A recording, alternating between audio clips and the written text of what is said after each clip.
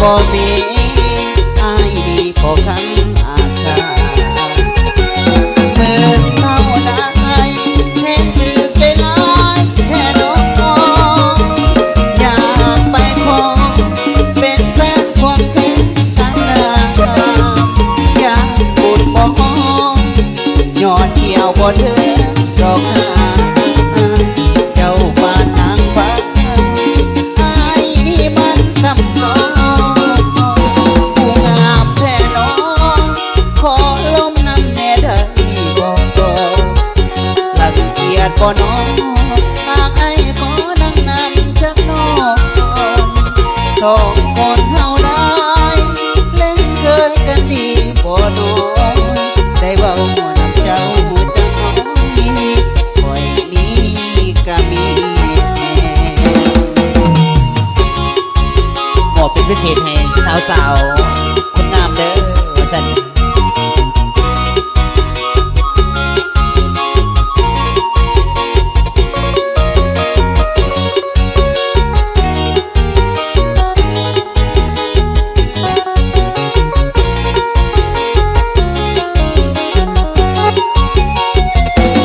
เบื่อเท่าดาวไม้แห้งถือใจร้ายแค่น้องอยากไปขอเป็นแฟนควงแขนกันอยากพูดบอกยอดเกี่ยวบ่เถิดดอกนาเจ้าบ้านนางฟ้าอายนี่มันตั้งต้นผู้งามแท้น้อง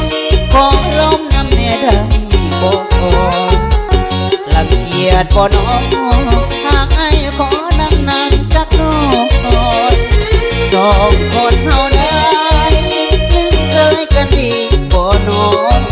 ได้เว้านำเจ้าจักน้องป่วยนี้ก็มีแฮงเอาไปกันต่อสาวกาสี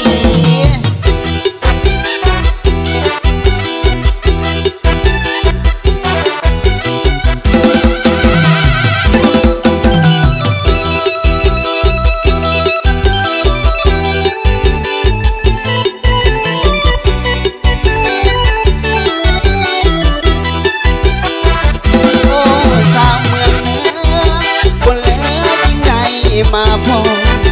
ไอ้หนุ่มโซเฟอร์ดีน้องอยากอ้องขอด้วยความหวังดีแล่นรถขึ้นลงโดยสารคนส่งมาหลายปีทุกเที่ยวต้องจอดกาซี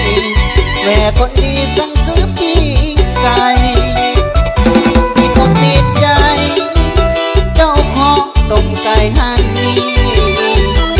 โอ้สาวกาซีคนดีน้องอยู่จังไงชอบเพื่อสายเนื้อหักเหลือหักจริงจากใจขอบอกน้องอย่างบ่อายเสียดายไอ้หนุ่มโซเฟอร์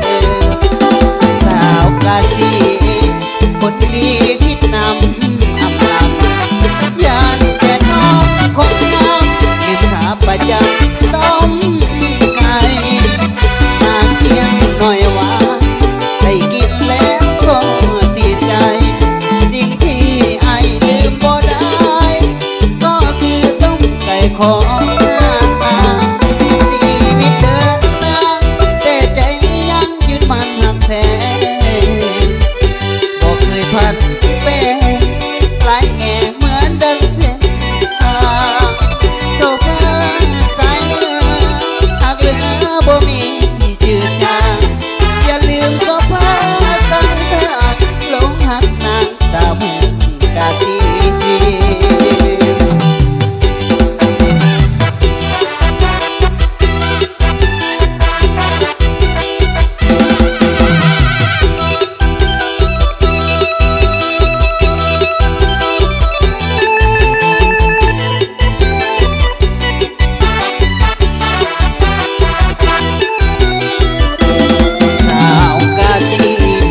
คนดีคิดนำอังลำยานแต่น้องคนงามลืมขาประจำต้ม